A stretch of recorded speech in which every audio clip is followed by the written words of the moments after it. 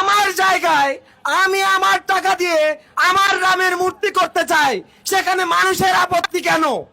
দেশের মধ্যে গৃহযুদ্ধ বাঁধাবেন না দয়া করে। যখন ট্যাক্সের টাকা দেওয়া হয় তখন সনাতনীদের ক্ষেত্রে কি কোনো ডিসকাউন্ট দেওয়া হয়, নাকি আলাদা কোনো হিসাব করা হয় সনাতনীদের ক্ষেত্রে?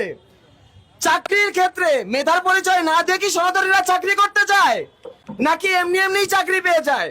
সব ক্ষেত্রে যদি অধিকারের ক্ষেত্রে সনাতনীদেরকে পরীক্ষা দিয়ে আসতে হয়, তাহলে ধর্মীয় স্বাধীনতার জায়গায় প্রত্যেকটা বার হাত দেওয়া কেন?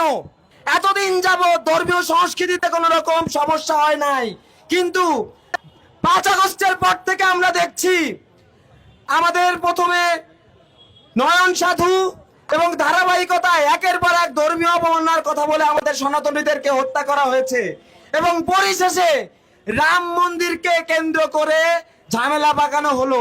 প্রথমে কাজ থামিয়ে দেওয়া হলো এবং পরবর্তীতে পরিকল্পিতভাবে একটা পোস্টারের মাধ্যমে জুতো নিক্ষেপ করা হলো। আমি সরকারের কাছে বলতে চাই, সময় আছে, এখনো সময় আছে, যত দ্রুত সম্ভব দোষীদেরকে সাব্যস্ত করুন। দেশের মধ্যে গৃহযুদ্ধ বাঁধাবেন না দয়া করে। হিন্দু মুসলমান ভাই ভাই, এই দেশের সম্প্রতি রক্ষা করার দায়িত্ব আপনাদের।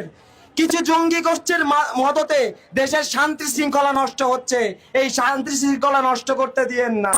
সবাই সবাই এক হয়ে বাংলাদেশকে এগিয়ে নিয়ে যান। জয় শ্রীরাম।